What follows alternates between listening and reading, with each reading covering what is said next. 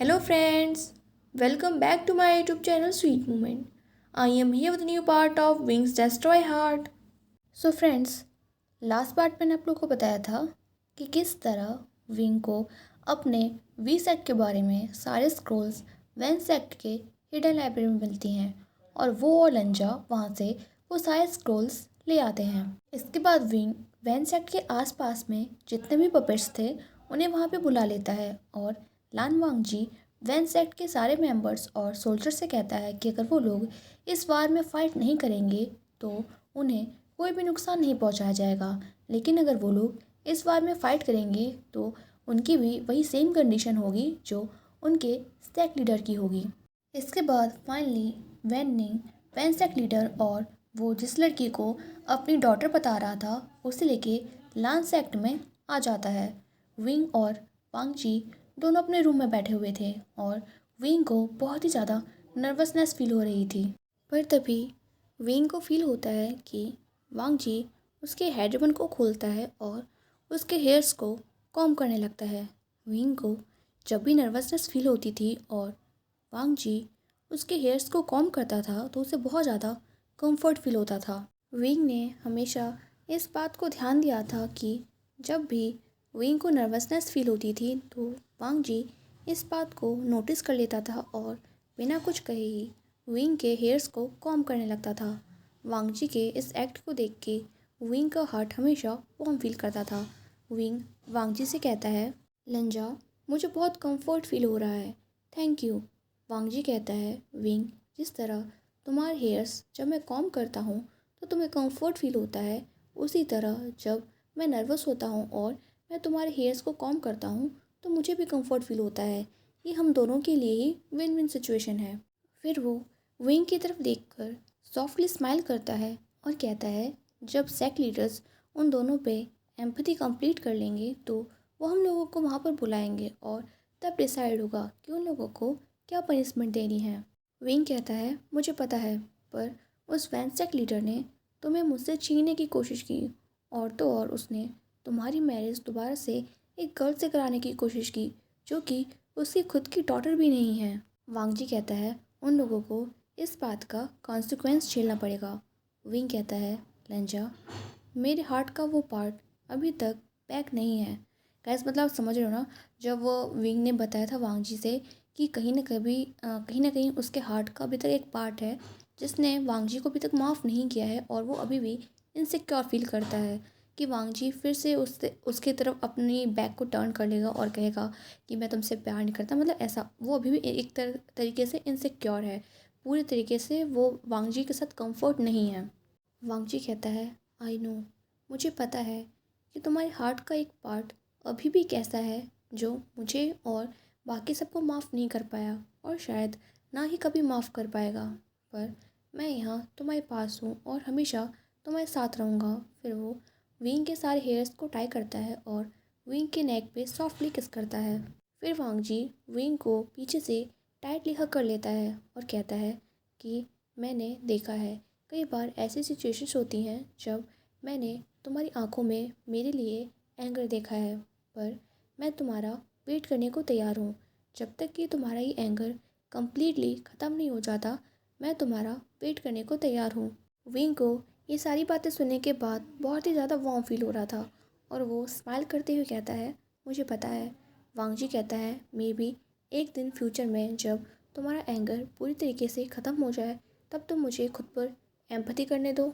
Wing ये सुनने के बाद शॉक हो जाता है और कहता है, नहीं, तुम सच में ऐसा कुछ भी बिल्कुल नहीं देखना चाहोगे। वांगजी कहता है, मैं चाहता हूँ और शायद ये हम दोनों के लिए बेटर होगा। विंग ये सुनने के बाद और कंफ्यूज हो जाता है और पूछता है, कैसे?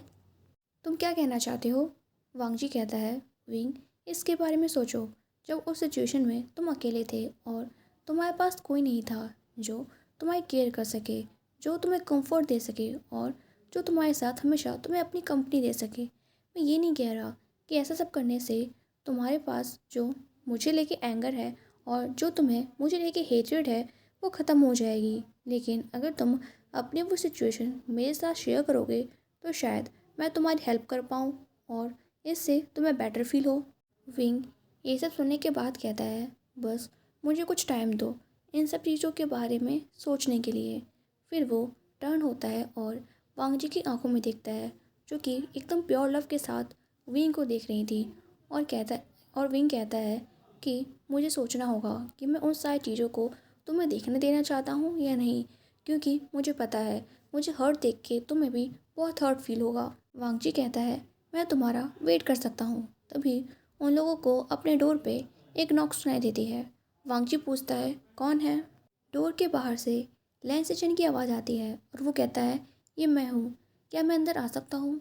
वांगची कहता है हाँ, बट फिर भी वांगची अपना हाथ विंग के वेस्ट से नहीं हटाता और अभी भी उसे ऐसे ही हके रहता है और खुद से दूर नहीं जाने देता। लैन सेचन उस रूम का डोर ओपन करके साइलेंटली रूम में एंटर होता है और वो अपनी पूरी कोशिश करता है कि वांगजी और विंग को ये ना पता चले कि वो टेंशन में है, और कहता है कि हम लोगों ने वैन सेक्ट लीडर और उस गर्ल पर एम्पैथी की थी और हम सभी लोगों ने मिलकर ये डिसाइड किया है कि वो लोग गिल्टी हैं और उन लोगों ने विंग को जान से मारने की कोशिश की थी और तुम्हें फोर्सफुली दोबारा से मैरिज करने के लिए मैनिपुलेट करने की कोशिश की थी।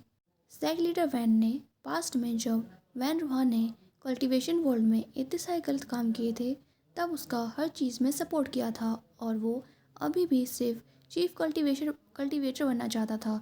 उसका प्लान ये था कि वो उस गर्ल की मैरिज वांगजी से करा देगा और उसके बाद वांगजी और मुझे मारने के बाद वो इस कल्टीवेशन वर्ल्ड का चीफ कल्टीवेटर बन जाएगा और वो गर्ल गूसलान क्लान की सेक्ट लीडर बन जाएगी और उसकी लॉयल्टी हमेशा वैनसेक्ट की तरफ ही होगी। वैनसेक्ट लीडर और उस गर्ल ने ये सब कुछ काफ़ी टाइम पहले से प्लान किया हुआ था और उसके बाद धीरे धीरे उन लोगों ने वैनसेक्ट को दोबारा से स्टार्ट किया। सब कुछ उनके प्लान के अकॉर्डिंग ही चल रहा था, पर उन लोगों ने ये कभी भी नहीं सोचा था कि वांगजी को किसी से प्यार हो जाएगा और वो उस पर्सन से हम सारे लोगों के अप्रूवल के साथ मैरिज भी कर लेगा। विंग और वांगजी लैंस चैन की ये सारी बातें सुनने के बाद बहुत ही ज़्यादा शॉक थे। उन लोगों ने तो कभी सोचा भी नहीं था कि वैनसेक्ट लीडर और वो गर्ल इतना ज़्यादा एविल और डीप प्लान बना रहे हैं कि वो लोग वांगजी और लैंस चैन को मारकर कल्टीवेशन वर्ल्ड का चीफ कल्टीवेटर और लांस एक्ट का सेक्ट लीडर बनना चाहते हैं। विंग अपना सर वांगजी के चेस्ट पे रखता है और लैंस चैन से पूछता है कि उनकी पनिशमेंट क्या होगी। लैंस चैन कहता है कि उन लोगों की पनिशमेंट सिर्फ इसी क्राइम के लिए नहीं है, बल्कि उन लोगों ने इससे भी और ज़्यादा क्राइम किए हैं। क्या तुम लोगों ने सुना था कि जब दोबारा से विंग यहाँ पर लान क्लान में आया था तब कुछ स्टूडेंट्स जो कि लान क्लान के थे वो एकदम से मिस्टीरियसली गायब हो गए थे। विंग कहता है कि हाँ, मैंने लान क्लान के कुछ स्टूडेंट्स को इस बारे में बातें करते हुए तो सुना था। लांस चैन कहता है वेल, हम लोगों ने एम्पैथी में देखा कि उन सारे लांस एक्ट के स्टूडेंट्स को जो गायब हो गए थे और हर मेन क्लान के दो दो स्टूडेंट्स को वैन सेक्ट के लोगों ने ही पकड़ा था और वैन सेक्ट लीडर इन आयरन की मदद से उन लोगों पर एक्सपेरिमेंट कर रहा था और उन लोगों को पपेट में कन्वर्ट करने की कोशिश कर रहा था। मतलब वो हर सेक्ट के कुछ कुछ स्टूडेंट्स को पपेट बनाना चाहता था, पर क्योंकि वो कल्टीवेशन में अच्छा नहीं है, ये कहो कि हम लोगों का लक अच्छा था, वो उन सारे लोगों को पपेट में कन्वर्ट नहीं कर पाया। जब एलेंस जैन वांगजी और विंग की तरफ देखता है तो उन दोनों की आंखों में उसे सिर्फ गुस्सा दिख रहा था। विंग पूछता है क्या वैनसेक्ट लीडर ने उन सारे लोगों को मार दिया। लेंस जैन हाँ कहता है। विंग कहता है तो आई होप कि आप मुझे अलाउ करेंगे कि उस टाइम जो भी लोग मरे हैं मैं उनकी सोल्स को लाकर एक सेफ जगह पे बाइंड कर दूं, ताकि उन लोगों की सोल्स को दोबारा कोई भी ना बुला पाए, जैसा कि मेरे सोल के साथ हुआ था। मतलब कि जब विंग मर गया था पर मोशवांसु ने 16 साल बाद उसके सोल्स को अपनी बॉडी में दोबारा से बुला लिया था, ऐसा उन लोगों के साथ ना हो। लैंसिचन कहता है कि मैं यही होप कर रहा था कि तुम ऐसा कुछ ऑफ़र करो। फिर वो वांगजी और विंग के सामने अपने नील्स पर बैठ जाता है और कहता है तुम लोग ये बात जान लो कि हम लोग अभी भी तुम दोनों के मैरिज को अप्रूव करते हैं।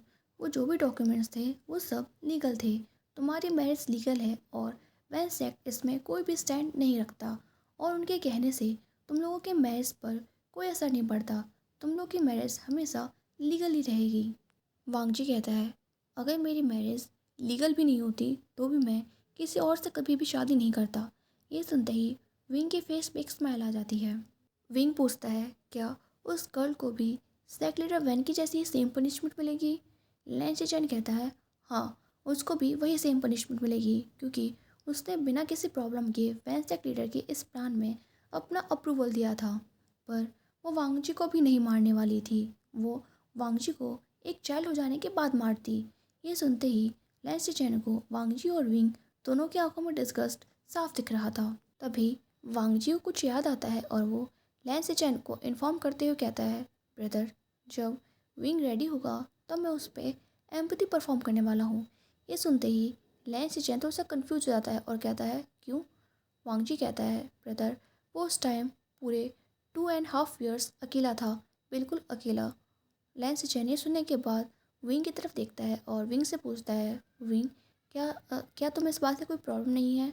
क्या तुम कंफर्टेबल हो कि वांगजी तुम पर एम्पैथी कर सके? विंग कहता है कि हाँ, अगर उलेंजा मुझे पूरे तरीके से समझना चाहता है तो उसे मुझ पर एम्पैथी करनी होगी, पर मैं इसके लिए अभी तैयार नहीं हूँ। वांगजी को कुछ टाइम वेट करना पड़ेगा। लैंस चैन कहता है अगर तुम्हें कोई प्रॉब्लम नहीं है तो मैं तुम दोनों के इस डिसीजन को अप्रूव करता हूँ, लेकिन हाँ, तुम लोग इस एम्पैथी को छोटे छोटे पीसेस में करना, ना कि पूरी एक बार में एक साथ। फिर लैंस चैन कहता है तो ठीक है, अब मैं जाता हूँ और जब उन दोनों की पनिशमेंट डिसाइड होगी तब मैं सुजोई को तुम लोगों को इन्फॉर्म करने के लिए भेज दूँगा। ये सुनते ही वांगजी के फेस पे एक स्माइल आ जाती है कि उसके ब्रदर ने उसके मन की बात फिर से समझ ली और वो कहता है थैंक यू ब्रदर। लैंस चैन उसकी तरफ देख कर स्माइल करता है और कहता है ब्रदर, मुझे पहले से ही पता था कि तुम विंग को अभी इस रूम के बाहर नहीं निकलने दोगे, तो इस बारे में चिंता मत करो। और ये कह के वो वहाँ से चला जाता है। उस दिन इवनिंग में सेजुई उन दोनों के रूम में आता है और उन्हें इन्फॉर्म करता है कि वैन सेक्ट लीडर और उस गर्ल को डेथ की पनिशमेंट मिली है। सो फ्रेंड्स, अब इस स्टोरी के सिर्फ 2 पार्ट्स रह गए हैं जो कल और परसों में कंप्लीट हो जाएंगे। तो अगर आप लोगों को वीडियो अच्छी लगी हो तो वीडियो को लाइक करना, और अगर आप लोग मेरे चैनल पर न्यू हो तो चैनल को सब्सक्राइब करना। Bye bye, take care.